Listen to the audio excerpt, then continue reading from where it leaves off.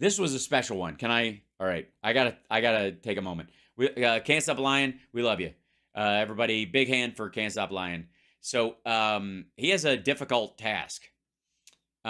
He gives me a selection of videos every day that we can pull from, and the reason I have him do it, besides the fact that I trust him, is that it I don't want to look at stuff I haven't seen, right? All right, I've already seen. I only want to do these videos with you live and watch them together, because I feel like it's kind of cheating to go watch a video all the way through and go, okay, this one's, I can really dunk on them on this one, and then ignore the other ones you've watched where they may have a decent point or whatever. And the idea is that you're basically shooting fish in a barrel on purpose, right? Now, to some degree, because of a lot of the people we cover at this point, it feels like that sometimes, even if I'm doing it completely off the cuff. But there occasionally, something comes up where I'm like, the Lord is smiling down upon us and gives us a gift that says, that pats me on the head and says, "Good boy, Edmund. You deserve some extra fun. You deserve, the Lord appreciates your sense of humor. He appreciates the good work that you do, your long-suffering attitude in dealing with these dickheads, and the comfort that you bring to tens of thousands of people every single day, helping them let off steam and not worry too much, and make them recognize that the people that they see as their political opponents that have been built up into these like kind of overwhelming machines with so much money and so much control and so much push, those folks are not nearly as strong and powerful as you think they are, and you can kind of relax. And then when you relax, you have access to your best self. When you're tense, you don't have all your mental capacity, your resources and all that stuff. When you're tense, when you're relaxed, you can call on every aspect of yourself. You have your best ideas come from it. You get in the flow zone. That's what I'm trying to do with this stuff. I'm trying to keep you guys politically in flow, where when this stuff pops up on the news and while everybody else is fucking white knuckling it, you can go, oh, I've seen this before. We dealt with this before. That's not that. I can tell by the way they're talking. This is not the threat everybody says it is. Or this is serious, and there's a way to handle this. I'm going to call my representative. Instead of going vote one way or the other, I'm going to go, here's an idea, and this will work. And they'll go, oh shit, that's true. Thanks very much. That a boy can dream, can he? Okay. So, but occasionally the Lord just goes, you know what? It's been an exhausting couple of days, a lot of travel, and you got a lot on your plate this summer. And so occasionally we're just going to throw you a little nugget and say, enjoy yourself. Ladies and gentlemen, I present to you Judge Jeanine Pirro making an appearance on Flashpoint with Lanny Walnuts and Jean the Jesus Machine. Now, as I've said before, the Flashpoint, the network, is the butt knuckle of the internet. It is absolutely the part of the taint that is hard to distinguish from the anus. It is so close to the hole that it hardly qualifies as skin. And I'm just going to get grosser as I go. But there's this whole like Fox News and CNN and MSNBC, and then Newsmax, and then OAN and RAV and Lindell Network and Flashpoint. That's what it is. So, again, I don't even know if I'll care to do all 22 minutes of this shit, because God knows who needs it. But there's got to be some joy to be found here, because and it'll be hard to decide who's wearing the most makeup. Hey, Flashpoint Army, are you looking? No, I'm not letting you do an ad first, asshole. Nope. There you go. Next week, June 8 and 9. Now, I said I would tell you about our next couple guests. Of course, we just added Judge. I have a question. Why is Kenneth Copeland's head so fucking big and Skank Kuhneman so small? Somebody's mad. Or does Ken Copeland, did he take a picture next to you? These are actually, they were doing physical height pictures, and somehow Gene wants himself center stage.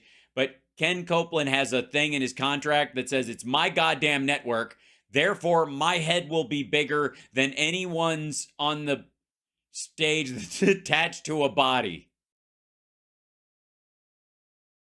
What the hell is that? What is that?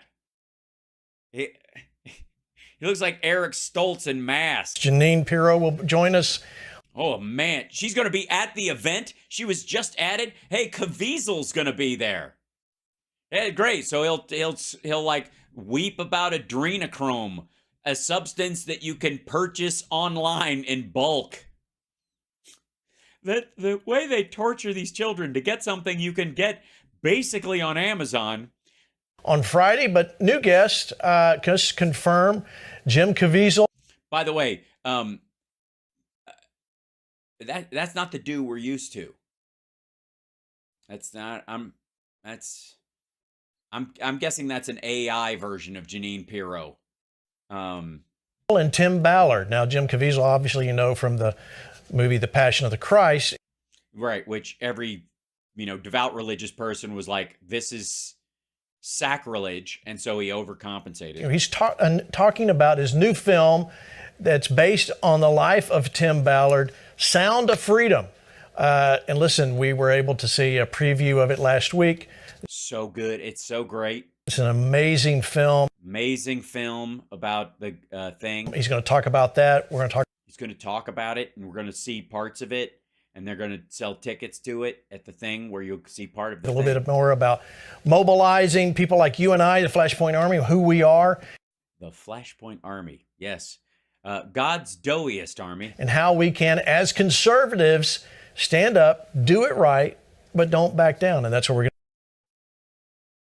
stand up, do it right, and don't back down. I got to say that it sounds like a Billy Ray Cyrus song. do. So, stand up, do it right, and don't back down. You're gonna grab her by the hip bones and turn her around. You got stand up. Sorry, that was wrong. Excuse me, I have to go write that down because it's so stupid it might be a hit. It's a star-studded cast. Listen, you want to be there June 8 and 9. No, I really don't. I don't. Don't get me wrong. I'm going to show up at one of these things. God help me. But it's not because I want to. It's because I kind of feel like I have to. Well, that's right. So Jim Caviezel is now confirmed. He will be there along with Tim. Which is amazing because he's got so much going on. Tim Ballard, who was with the Department of Homeland Security. So this is a big deal, Rick. We're bringing in these guys to talk about it. I don't know if you had a chance to meet with him or not, but it's a big thing we got. It's a big thing we got. Say that again. To talk about it. I don't know if you had a chance to meet with him or not, but it's a big thing we got. It's a big thing we got. Yes. Word make hard noise out of face. No, I didn't even know, so I'm excited. I'm going to be back, fanboying back there with a selfie and the phone and everything like I was last week with Michael Chandler, UFC fighter. So senators, president, I don't care about all that, but Tim Ballard. Hollywood celebrities and UFC fighters, come on. Ballard, Jim Caviezel, these guys are heroes, man. I mean, they are. And especially Caviezel. You think about being willing. Yeah, Tim Ballard was the guy who actually did it. But you know who's really the hero? The guy who made the movie and played him. Willing to stand up in Hollywood, play Jesus Christ, and take on knowing that was going to. What? In a Scorsese fucking film that Catholics castigated. What are you talking about? Tell me you have never seen the Last Temptation of Christ without ever saying okay. Blackball you in that arena. What he did with Mel Gibson for Passion was. Oh, it was right, Passion of the Christ. And tell me you've not seen you've not seen Passion of the Christ without telling me that. Was incredible. And then this one to take on with this movie, the human trafficking and things that are happening out there. This guy's a hero, man. People. Why? I mean, look, people who go after fucking. Hold on, let me show you. We'll look up Tim Ballard. Hold on 1 second. I'll show you what I'm talking about. All right. this is the Operation Underground Railroad, especially the Department of Design and Internet Crimes thing. This is the thing. So this is Operation Underground Railroad Hour, which is the name of the movie too, I think. OUR. We exist to rescue children from sex trafficking and sexual exploitation. Cool. Awesome. Good for you. That's fantastic. Also, there are tons of organizations worldwide that do that kind of stuff. And I'm glad that all of them are doing it.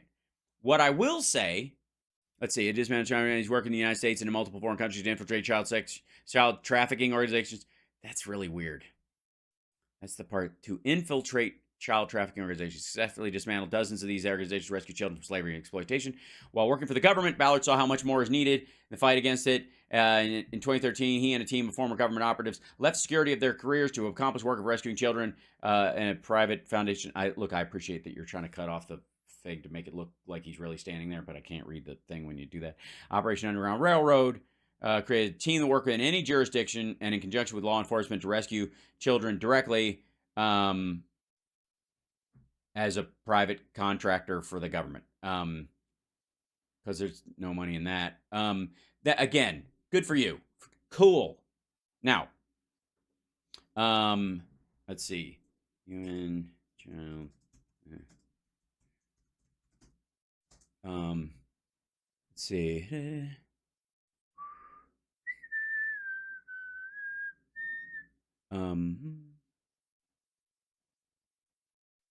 we go. Yeah, here we go. This is the program. Okay, our response. Here we go. All right.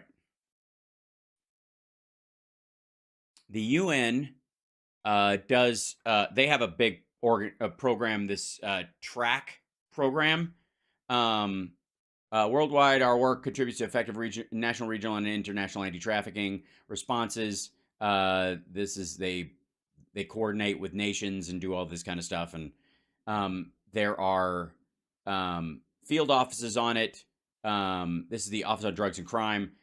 They have specific, here we go, quick links. Commission on, I think it might take me back to the same page I'm on right now. Illicit, drug abuse, illicit trafficking, or is it human trafficking? I think I'm actually on the page. So anyways, they, there's dozens of these kind of organizations all over the world, and good, cool. But let's not think for a second that they're the only ones doing it, or that they're doing this because the deep state is trying to stop them because of adrenochrome. Need to show up to the Flashpoint event and meet him. You're going to stay with us Friday all day as well. Gene, what? Yeah, go ahead. Well, by the way, that's Jeanine the Jesus Machine. That's Lanny Walnuts. You know what I love, Gene, about this show? When you're on and Hank isn't. In this show, I have to wait till the live broadcast to find out who's going to be at the next Flashpoint. Well, it's always a stimulation for me. I know. That's when I'm here to keep you awake. I'm telling you. It's a cute, it's just adorable. This banter is why I tune in.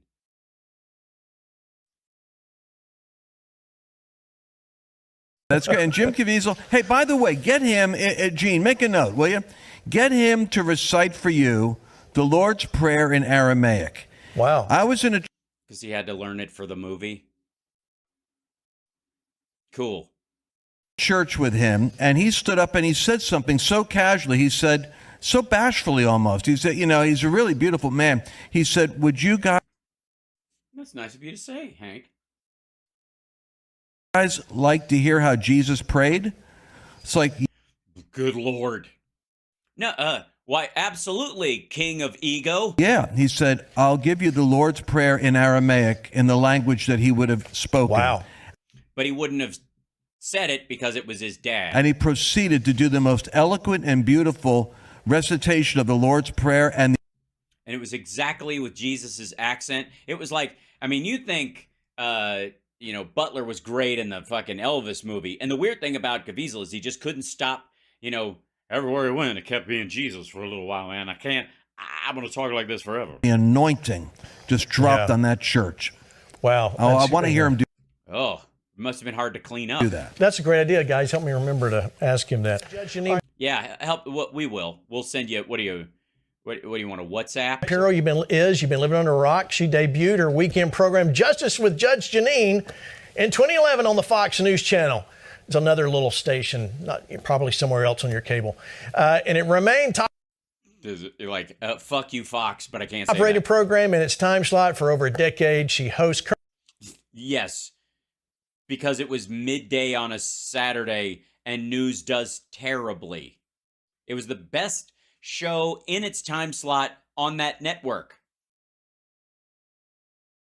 You see how that works? Currently the 5 highest rated program on that network.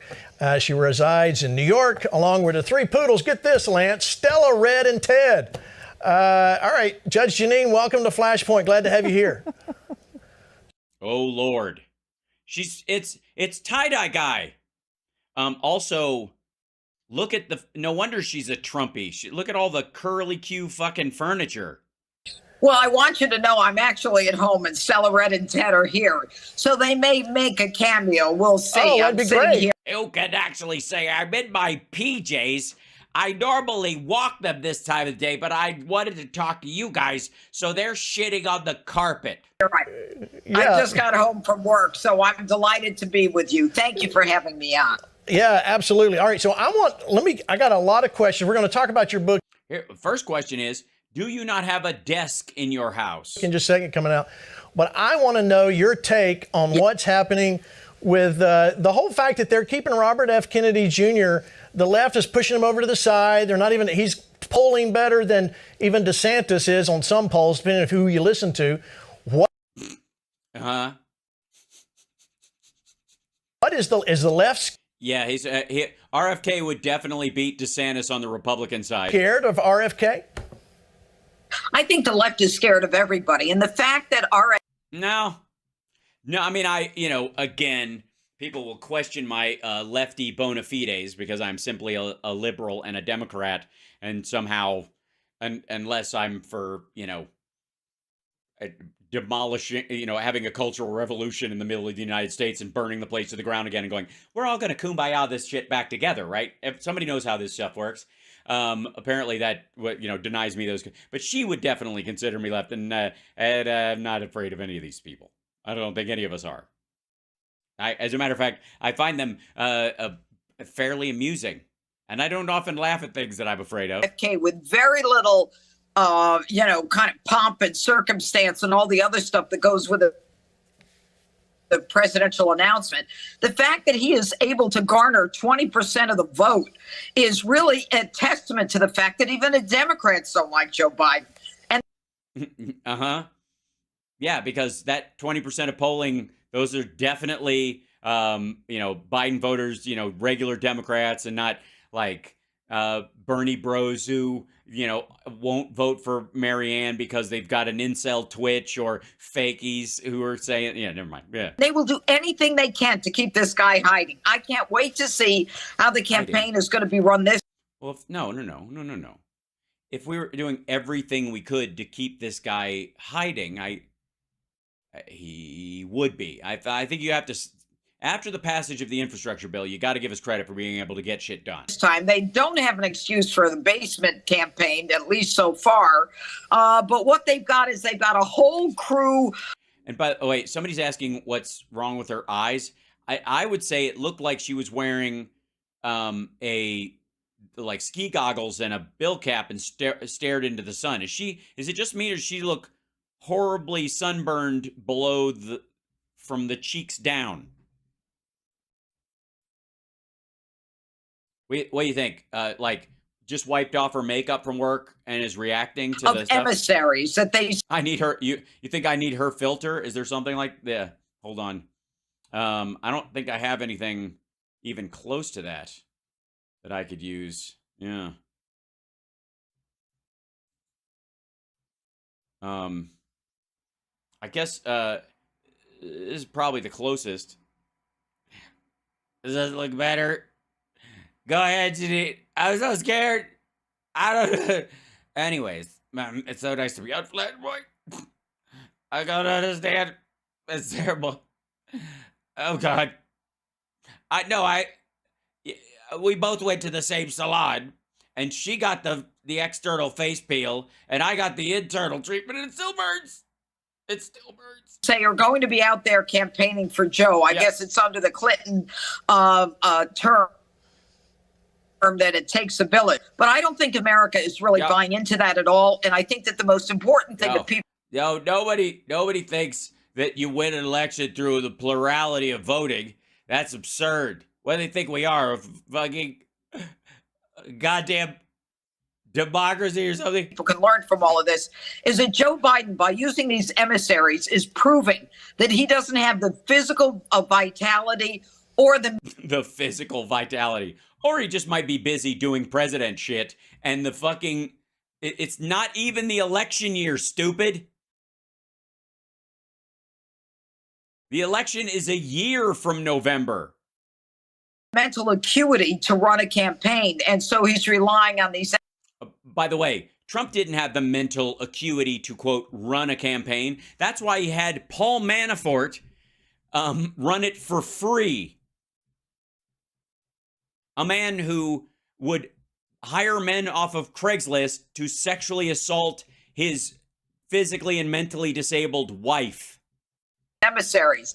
And I thought it was fascinating that he said today that a lot of the people on the Republican side are competent, which I found, incredible to hear from someone in the Democrat Party. So, first of all, he does that all the time. That's the whole point of MAGA Republicans versus standard Republicans and people who actually have a conservative idea, somebody that you can disagree with, but you could at least have an argument with based on the merits, as opposed to these fucking whack jobs, quite frankly. So I think Joe Biden will figure out some way to keep hiding in the basement. Hiding in the basement? Asshole, he's in the Oval Office. Yeah. That I gotta say, that shit didn't even work in 2020. We were all in our fucking basements. It was COVID, you dipshit. Okay, let me stop for a second, because as a man of God, I have to call you out on your judgment and your bearing false witness. I'm just fucking with you. This is Flashpoint. Let me ask you this. When you see the left and what they're doing, what is it that you think? Now, our audience, Judge, is mainly conservative Christians. We don't say we're fair. Citation needed. I'm just going to go with cultish bigots. In balance, we say we're the way to the right of center. We're unabashedly bold about who we are. What is it that? No, you just got a big flashy set. It's Kenneth Copeland. The dude's got 2 airplanes. Our audience needs. Kenneth Copeland has more airplanes than Donald Trump does. Needs to know that you feel like most of America doesn't understand about this current situation. Yeah, fill us in, because we don't really read. Well, I think that, look, this country was founded on the Judeo-Christian ethics. No, it wasn't. No. The founding fathers were deists. They believed in the majority of the Christian scriptures, but they obviously had issues with the Old Testament and other elements of the Abrahamic traditions. And of course, as deists, an open understanding of the greater pagan traditions, where they drew a lot of their more egalitarian ideas from, in terms of people worshiping whatever god they want. And it's directly, and I've mentioned this before, but it is why the First Amendment literally nullifies the first 2 commandments of the 10. And the second one, obviously, if you can keep and bear arms, you can kill. But freedom of speech and freedom of religion obviously says, fuck you to thou shalt have no other gods before me, and thou shalt not take the Lord's name in vain. When I was a judge, in my courtroom above my bench, it said, "In God we trust."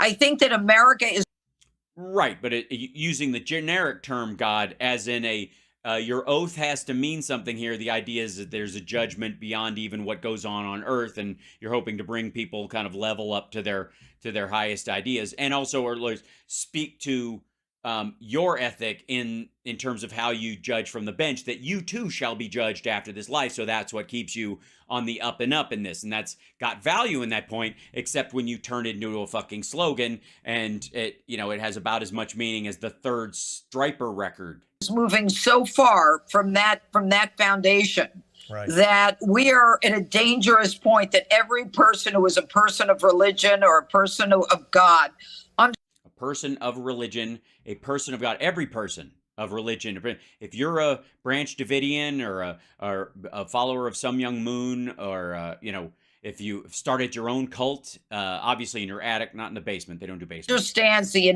Satanists, very religious, lots of accoutrement. I will say, you can't call Satanists, at least in their active form, spiritualists at all. These are not people who say the universe when they're talking randomly about their spirituality, because they got a lot of outfits and fucking do you know how hard it is to keep cat fur off of a black robe?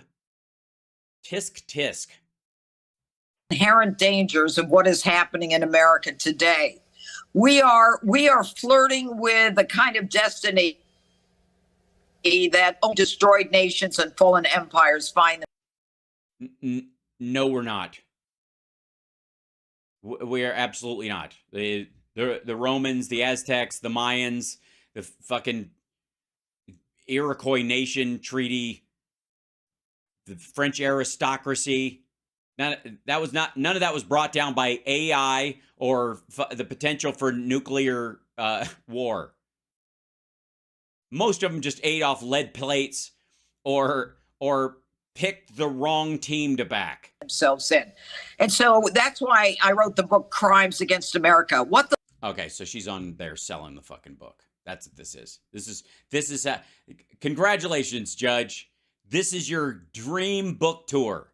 Sitting in your PJs in your oddly darkened bedroom that is lemon. That's all I can say. It's like French and lemon. The whole thing is just the left is doing to our children in schools and teaching them to read and write and exercise and think critically. And so it's terrible. To Americans across the board, and especially to those believers, people who believe in God and are faith driven, it is destroying them. And we saw it with how Jesus Christ. Do you think anybody all right, there's a hold on, there was a thing on Twitter. Let me see if I can find this real quick. It was a there was a guy who wrote a thing about how,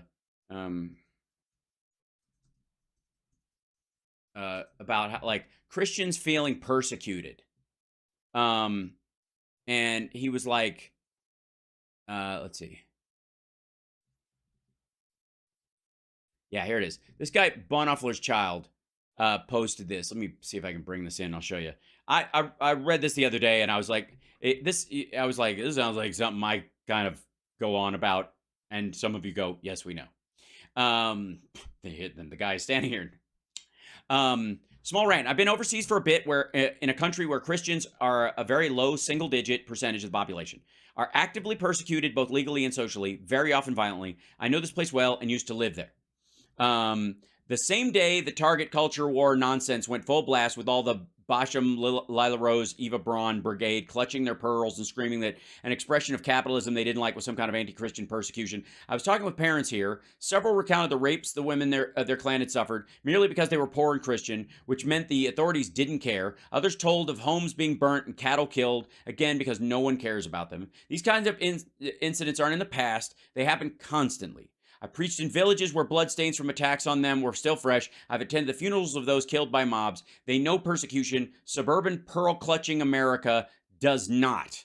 Target selling something that someone doesn't like isn't persecution. It isn't grooming. If it is, then so is Sunday school. It isn't anything but capitalism doing what it does. Saying it's anything different makes the speaker look ignorant and fanatical. If if a store selling a shirt for a minority you hate is what you consider persecution, you have a pathetically bad understanding of what persecution is. If you think it's grooming, you are equally stupid. Like it, don't like it, I don't care. But for God's sake, stop waging culture war while screaming everything I don't like is an attack and persecution. I promise you, you're not important enough to be attacked and persecuted. Neither am I, for that matter. When you make stupid performative statements like that, all you do is paint yourself as a narcissist and make a mockery of the real suffering others have gone through. American Christians wouldn't know persecution if it dropped on their head. Yeah. For that matter, they don't know grooming either. A youth pastor keeping a kid close on a ski trip is grooming. A pastor telling a congregant God told them that they'd be together is grooming. Selling clothes isn't. Redefining a word to suit your culture war won't fly. Stop it. Again, I don't care what anybody thinks about Target, pro or con, but your empty culture war cheapens the horrors that actually occur. Stop redefining reality to suit your stupid selfishness and preening assumption that the world must bow to you. Apologies for the grammar and dropped words. It's 2 a.m. where I was when I wrote it. Yes. To that, yes. Like the fucking people who are like, oh no, they like, we get treated so badly. Our values are being destroyed. Like, no, your values end at the end of your goddamn nose. You know who they're being destroyed by? You know, like, truly, where the destruction of Christian values does occur genuinely in our society is by groups like Flashpoint, shows like Kenneth Copeland's, and Drek like she's pouring out of her fucking face right now. This, like, you know, and the irony that these assholes are the ones that use, remember the term virtue signaling that they were constantly talking about? Remember that? Remember they were throwing virtue signaling all over the place? Anytime you try to explain to someone that you care about a minority that's being attacked, or a group of people that's being marginalized forcibly, you know, for reasons they don't deserve, they would go, that's your virtue signaling. Or you put up the Ukraine flag, or you put up the pride flag, and that's virtue signaling. You're letting people know. And I would say it's ethics signaling. It might be, it certainly is a form of tribalism. But the idea that these assholes are above virtue signaling, when that Flashpoint, they only chose the name Flashpoint because it's more macho sounding than just calling it what it is, which is virtue signaling. This show is virtue signaling. All ministry shows online are virtue signaling. That's why people go. It's the hat you wear to church is a virtue signal, because you're saying, I take dressing up when I go to church this seriously. Dobbs' decision. Right. When our own Department of Justice would not follow its own rules of making an arrest of anyone who is parading or protesting in front of a Supreme Court justice's home in the hope of getting them to change their opinion. Now, one of those people was arrested, but they didn't step onto the property, and they did not threaten their lives. Unlike, I would say, the people at the Capitol who crossed multiple barriers and multiple thresholds and attacked people, and somehow you assholes rush to their defense all the time. You can rest assured that everyone who was involved in any way, and some of them who were clearly innocent and found to be not guilty by juries later, who got involved in any kind of pro-choice objection, ended. No. Any kind of pro-choice objection? No.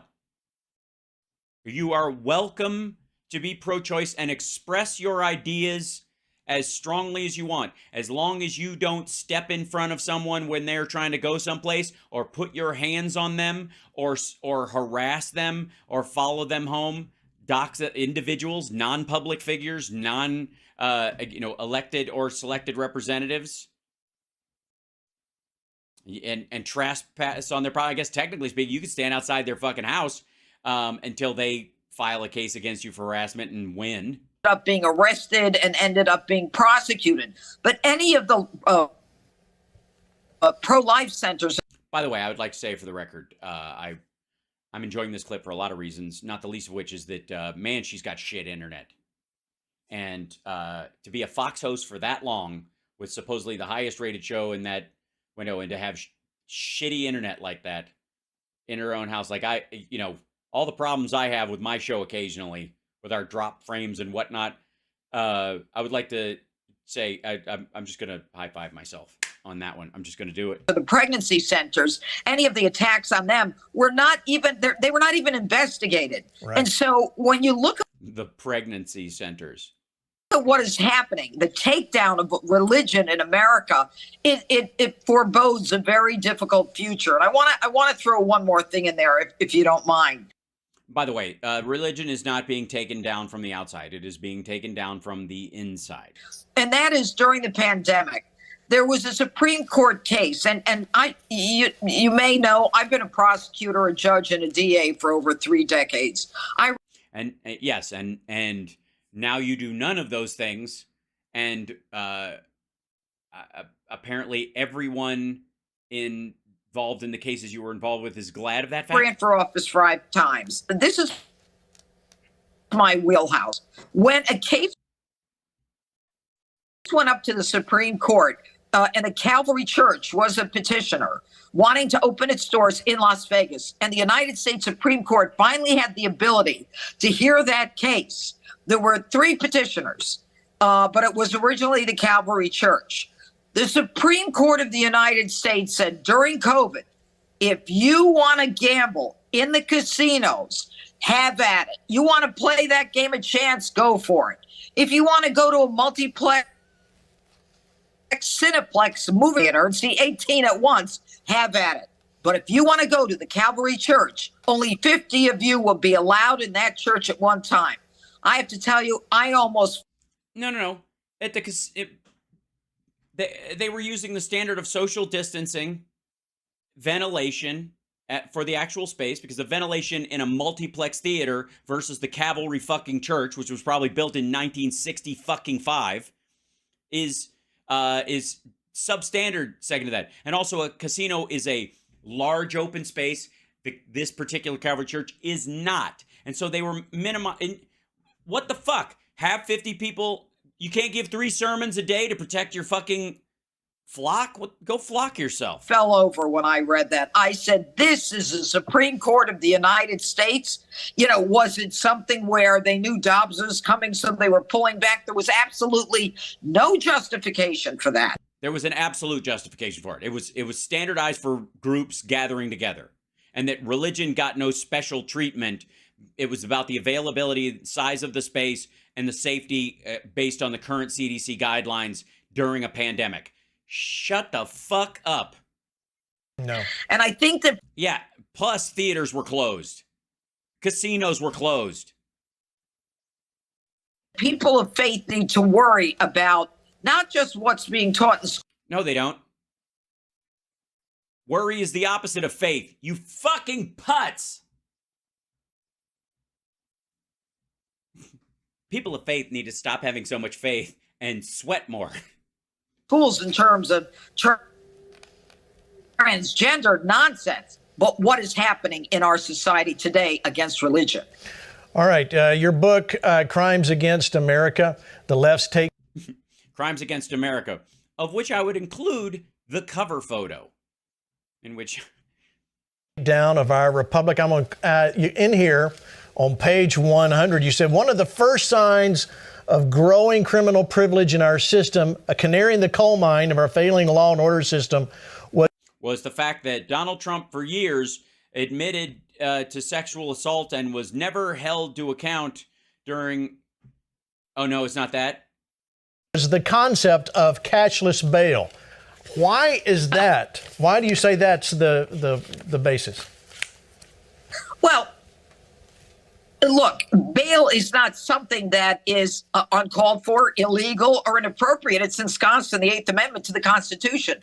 All of a sudden, these geniuses who think they understand law enforcement, who know nothing about law enforcement, who've never studied it, let alone lived in an area where they had any experience at all, they have decided that cashless bail is the way to go. And essentially what that means... For non-violent offenses, minor offenses, low misdemeanors. Not murderers or sexual assaulters or people who use a weapon in the commission of a crime or any of that shit. Good Lord. Is that the criminal is released before the cop finishes his or paperwork, and it endangers a society. And it No, it doesn't, because you don't do it with dangerous criminals. You do it with criminals who are, you know, for minor altercations or you know, questionable, like small petty crime. In a society where the first order of government is the protection of its people. But it's not just cashless bail where they say everybody gets to go out and as soon as they're arrested, if they're arrested in the first place. But what they're saying is you citizens, you victims. By the way, I was in case you missed that was fuck the cops from Judge Jeanine. That the cops just aren't even arresting people. Like somebody gets raped or murdered or shot or there's a, you know, any of that stuff, they just fucking don't even bother. We're not taking your side. We're taking the criminal side. We don't care about you if you're a victim. Well, no. First of all, at that point, it's not about the side because the person is innocent until proven guilty. The judge, in many cases, can make a determination about the severity of the crime and the classification of that crime that are filed with the DA in consultation with the DA. And if it's below a certain threshold, they don't have to post money to come back. They still have the trial date. If they don't show up, they still get a warrant. They'll still end up going to jail if they're found guilty. But they're not going to spend fucking, you know, if they don't have, you know, $500, and that might be why they were involved in a petty theft of fucking Skittles. Maybe, just maybe, that furthers that criminality. Maybe, you get me? All right. Had a bad day. You had a bad go at it. We got to take care of the criminal. And that. No. Again, the person is innocent until proven guilty.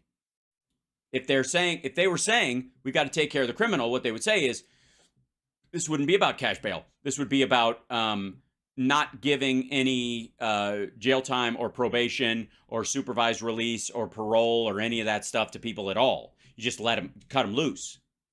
Open borders instead of, you know, the open borders argument about jail. Nonsense. Along with this social justice, no one has defined, has turned a society that believed in law and order into one of chaos and anarchy. No. By the way, can I just say for the record, it should not be lost on anyone that this woman who lives in New York City with her 3 very special dogs, good for her, and works at Fox News and has for a decade, with her curly Q fucking furniture and her sort of, you know, fancy schmancy Real Housewives of Fox News lifestyle, thinks that the world is chaos and disorder because the only interaction she has with the real world is through a fucking television set where she can selectively turn this magic fucking window that sits in front of her into the view of her choice. And that's the dopamine hit of I'm right, the rest of the world. People are fucking gross. Let me watch a bunch of people being disgusting and that will convince me that the world is in shit. Meanwhile, I guarantee she and everybody at Fox, they're going to the fancy New York restaurants. They're going to their favorite coffee house. They're having their assistant run down in the middle of the day to pick up Starbucks for the fucking office. All the normal shit that goes on that they take totally for fucking granted. This goes in line with what that guy, with Bonhoeffer's essay about Christian persecution. Same shit. You know, I believe in redemption, but I don't think it's for, you know, these leftists, Marxist, socialist lawmakers to say, we're going to forgive all criminals and let them reoffend and reoffend and reoffend again. Again, that's, first of all, there's definitely been a move with like really far left DAs in a couple of places. Obviously, they were able to lock in some in a couple of cities, but the guy who was in San Francisco, for example, he got kicked out of office for overdoing it because they were just refusing to prosecute and that kind of stuff. And the backlash when somebody does that, people forget one of the reasons why the crime bill happened was the lead up to the crime bill was this shift in away from victims' rights to the perpetrators' rights. That maybe that prisons and jails should be places of rehabilitation and not incarceration, and that it's up to society to take this person who, you know, sexually assaulted a woman and beat her unconscious with a lead pipe and get him a degree in engineering while he's in there for a couple of years, because magically once he has a job, he'll stop having those urges because that was just, I don't know, a whim or some shit, which isn't the case in life at all. Criminals like you are, and I'm not criminals like you, but criminals, comma, like you are complete human beings.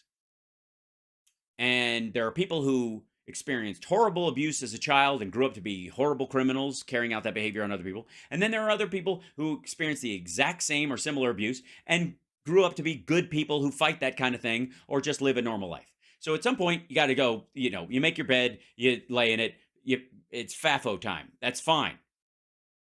But in the late 80s, there was this move towards pushing a higher level of rehabilitation and all that kind of stuff and really making that the focus of it. And a lot of it didn't work. You had a lot of, and the people who take advantage of it the most, and this is an interesting aspect of sort of the criminals that end up getting back out. And I think John Wayne Gacy, for all of, any Chicagoans out there like myself, you can be very aware of it, that this guy sexually assaulted a 15-year-old boy violently and got out of jail, got half his sentence, got his sentence cut. And was, and then went on to murder like 30 boys. And the way he did it, the way he got his time cut in half on that first one, was he snowed everybody. He took advantage of that system. He looked at, okay, what do you got to say to get out of jail? And what, all right, what do you, like, anytime you come by, have a mop in your hand, all that kind of shit. That's it. Like, so, my feeling is you commit a violent crime, you're unrepentantly, a repeat offender, that kind of stuff, like fucking lock them up and throw away the key. It's why I'm against the death penalty, because you can always be wrong. So don't kill people, and you can, it's better to let somebody out of jail because they were found innocent after 25 years than to go visit their gravesite, period, end of story. The chance you can kill a single innocent person is reason enough to not have the death penalty. That's my feeling. Because that's what's going on in America today. And no, it isn't. Yeah, well said. No, it fucking isn't. There's like 3 DAs, they go after all the fucking... Well said. All right, Lance, you had a question. Yes. What's wrong with my face?